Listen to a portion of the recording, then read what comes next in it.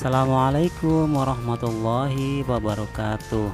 Apa kabarnya anak-anakku sekalian? Semoga hari ini kita diberikan kebaikan dan kesehatan dari Allah Subhanahu wa Ta'ala. Amin amin ya robbal alamin.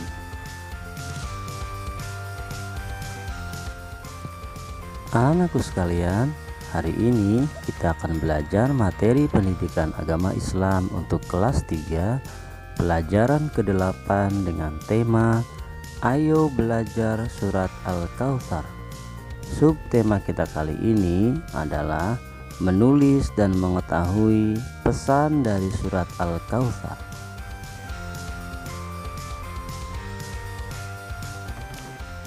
Anak-anakku sekalian, sebelum kita belajar, yuk kita sama-sama membaca doa sebelum belajar.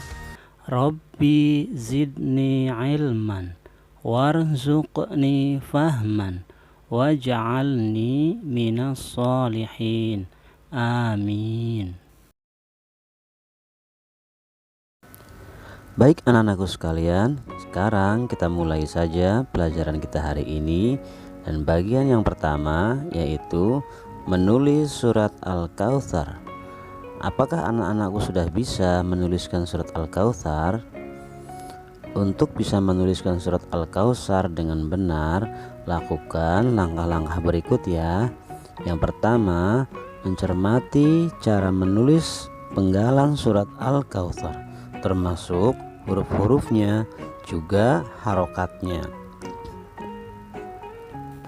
Lalu yang kedua, kita mencoba menyalin tulisan itu pada buku tulis kita dari penggalan surat-surat Al-Kautsar yang ada dalam tulisannya. Perhatikan huruf-hurufnya, lalu tulis dengan perlahan saja.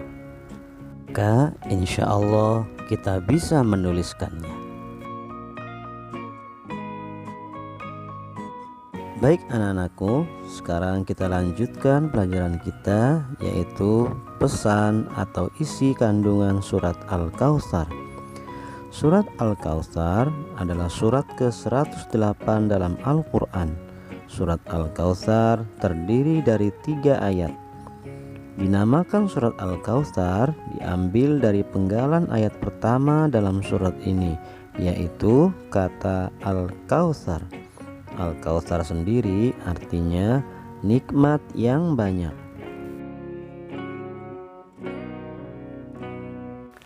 Sekarang mari kita cermati pesan atau kandungan surat Al-Kautsar dari ayat per ayat. Ayat pertama berbunyi, Inna a'tainakal kautsar, yang artinya sungguh kami telah memberimu Muhammad nikmat yang banyak. Pada ayat pertama surat Al-Kautsar ini dijelaskan Allah Subhanahu wa Ta'ala telah memberikan nikmat yang banyak sekali kepada manusia.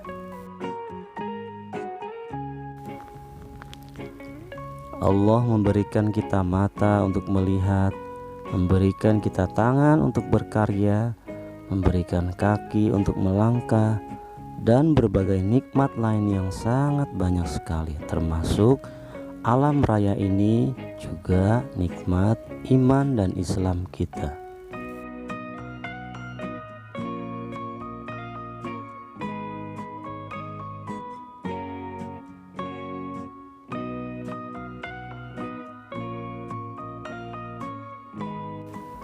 Pada ayat lain Allah Subhanahu wa Ta'ala berfirman, dan jika kamu menghitung nikmat Allah, niscaya engkau tidak akan sanggup menghitungnya. Sungguh Allah Maha Pengampun lagi Maha Penyayang. Quran Surat An-Nahl ayat 18. Karena itu sudah sepatutnya kita banyak bersyukur atas nikmat yang telah Allah berikan kepada kita semua. Kemudian pada ayat kedua berbunyi Fasholli li rabbika wanhar, yang artinya maka laksanakanlah sholat karena Tuhanmu dan berkurbanlah sebagai ibadah dan mendekatkan diri kepada Allah. Pada ayat kedua ini, Allah memerintahkan kepada manusia untuk mendirikan sholat dan berkurban. Hal ini sebagai wujud syukur seorang hamba kepada Tuhannya, sekaligus untuk mendekatkan diri kepada Allah, Sang Pencipta.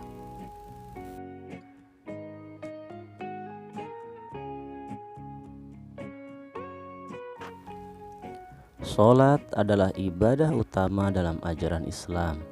Berdasarkan hadis Nabi Muhammad SAW, yang membedakan umat Islam dengan umat lainnya adalah perkara sholat.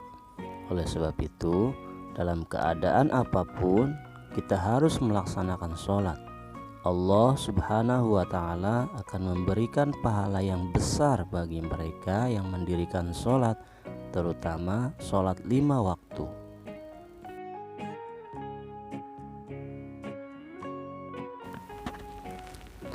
Pada ayat kedua ini juga mengandung pesan kepada kita untuk berkurban bagi yang mampu, sebagai bentuk rasa syukur atas karunia yang telah Allah berikan kepada kita.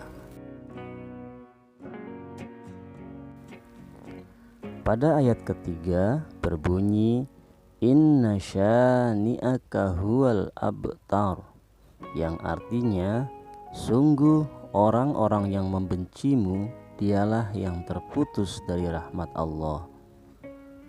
Pada ayat ketiga dalam surat ini mengandung makna orang yang membenci Nabi Muhammad SAW tidak akan mendapatkan kebaikan.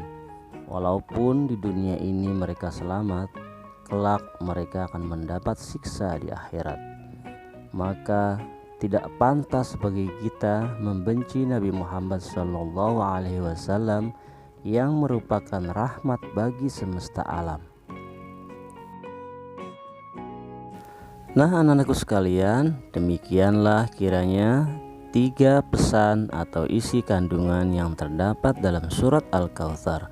Semoga pelajaran hari ini mudah dipahami bagi kita semua dan dapat dilaksanakan dalam kehidupan sehari-hari sebagai sikap keseharian kita. Amin amin ya rabbal alamin. Demikian pelajaran hari ini, dan untuk latihan kita, mari kita coba mengerjakan tugas dari pertanyaan-pertanyaan berikut ini. Kemudian nanti setelah kalian selesai mengerjakannya, kirimkan hasil kerja kalian ke bapak atau ibu guru kalian. Terima kasih. Assalamualaikum warahmatullahi wabarakatuh.